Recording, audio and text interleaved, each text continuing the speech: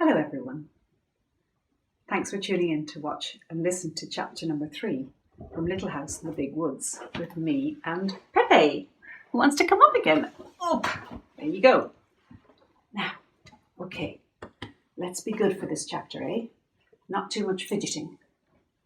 Good boy. We've just been out for a walk. We seem quite tired. But now he seems to have got a renewed release of energy. Okay, this is chapter 3. And this one is called The Long Rifle.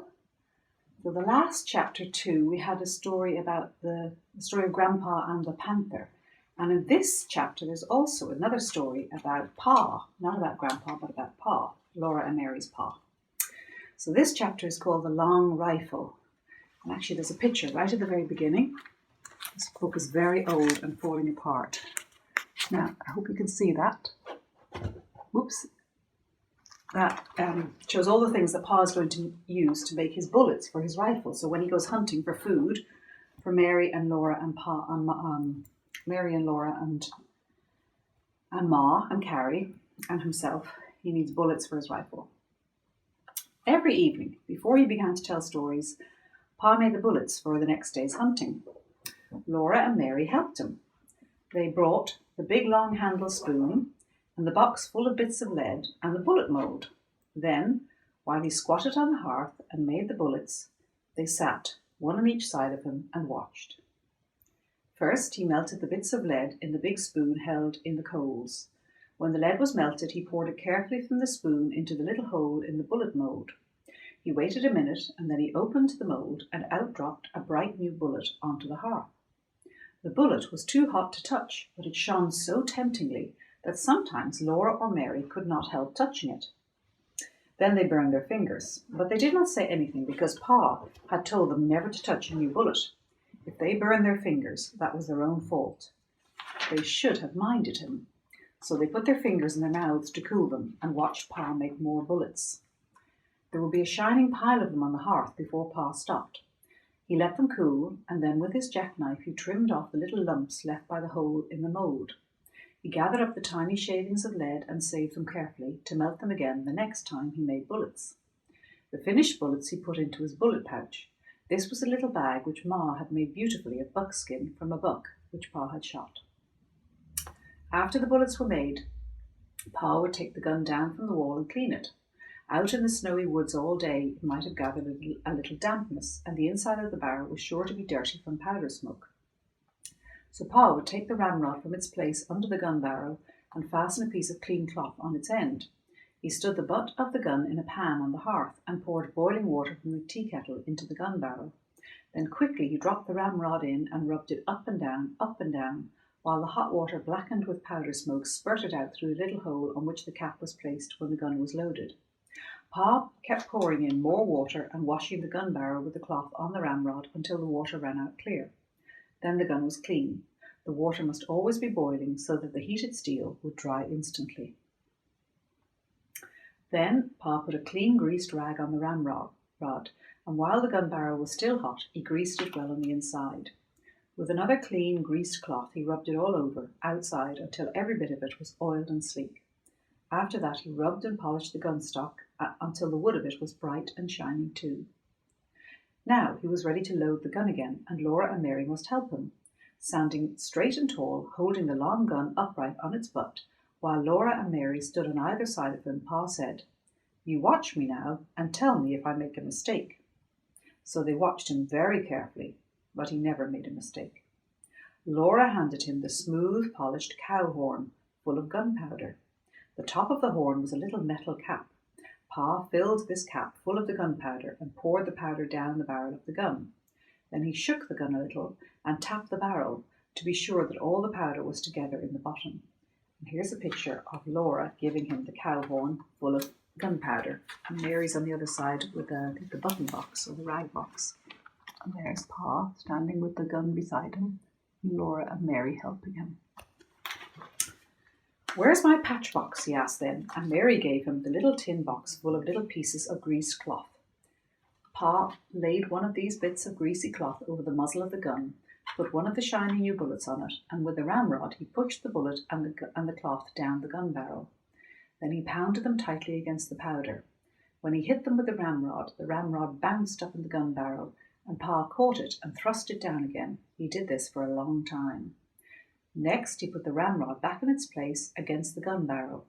Then, taking a box of caps from his pocket, he raised the hammer of the gun and slipped one of the little bright caps over the hollow pin that was under the hammer. He let the hammer down slowly and carefully. If it came down quickly, bang, the gun would go off. Now, the gun was loaded, and Pa laid it on its hooks over the door. When Pa was at home, the gun always lay across these two wooden hooks above the door.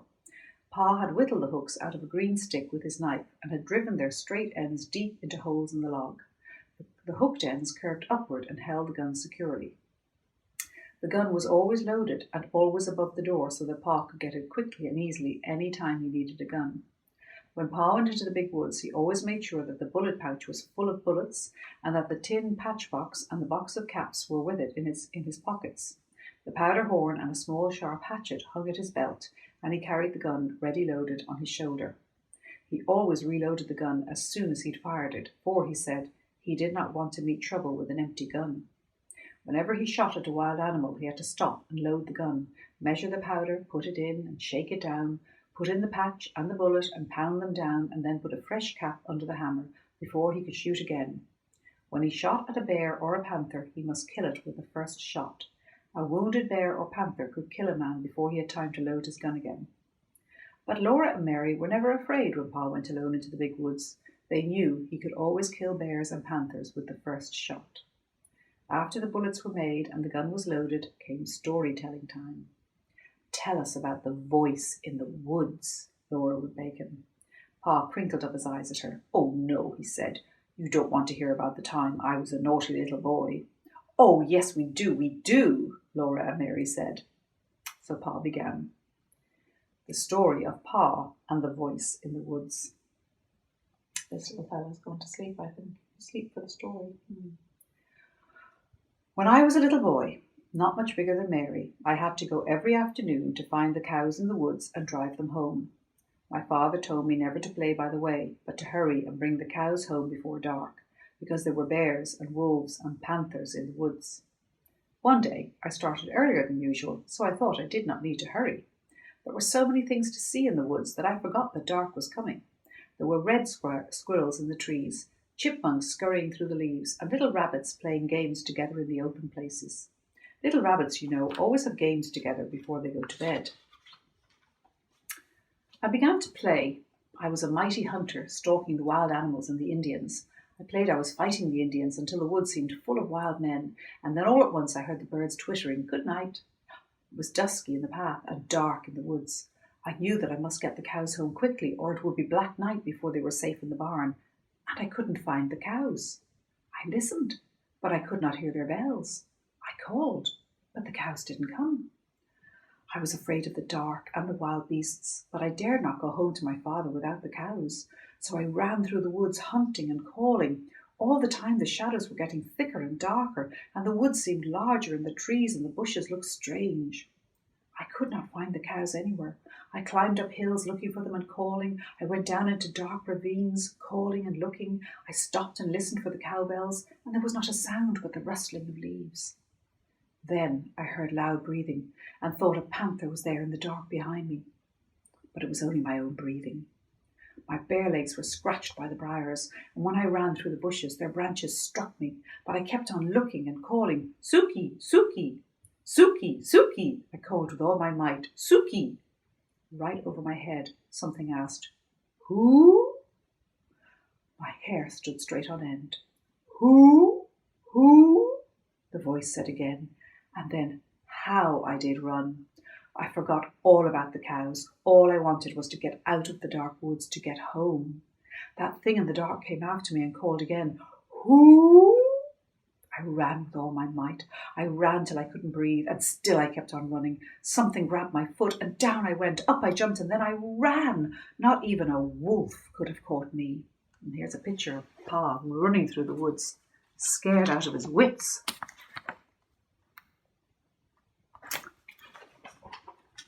At last I came out of the dark wood, by the barn. There stood all the cows waiting to be let through the bars. I let them in and then ran up to the house. My father looked up and said, "Young man, what makes you so late? Been playing by the way?" I looked down at my feet and then I saw that one big toe nail had been torn clean off. I'd been so scared that I had not felt it hurt till that minute. Pa always stopped telling the story here and waited until Laura said, "Go on, Pa, please go on." "Well," Pa said, "then your grandpa went out into the yard and cut a stout switch, and he came back into the house and gave me a good thrashing, so that I would remember to mind him after that. A big boy 9 years old is old enough to remember to mind," he said. "There's a good reason for what I tell you to do," he said, "and if you'll do as you're told, no harm will come to you." "Yes, yes, Pa," Laura would say, bouncing up and down on Pa's knee. "And then what did he say?" "He said, if you had obeyed me as you should, you wouldn't have been out in the big woods after dark, and you wouldn't have been scared by a screech owl." So I think the point of that is that it's very embarrassing to be scared by an owl. An owl is never going to hurt you, but an owl says twit woo, twit woo. And I suppose in the dark, when he was so scared, he just didn't know what it was, and he was even more scared by that owl. So at 9 years old, he was thrashed for not bringing in the cows. Things were very different then. Chapter 4 is the next chapter. I'm looking forward to reading that. Because the title is Christmas. So that's always something nice to read about. Pepe's been exemplary, and that's because we've taken him for a long walk just now. And normally, up to now, I've been reading these stories in the morning when I guess he's more peppy. And today, this is the afternoon, and we've been for a walk, and now we're going to have a cup of tea. Not Pepe, but I'm going to have a cup of tea. But tomorrow I will read in the morning again, and we'll see how lively Mr. Pepe is. Thanks for listening.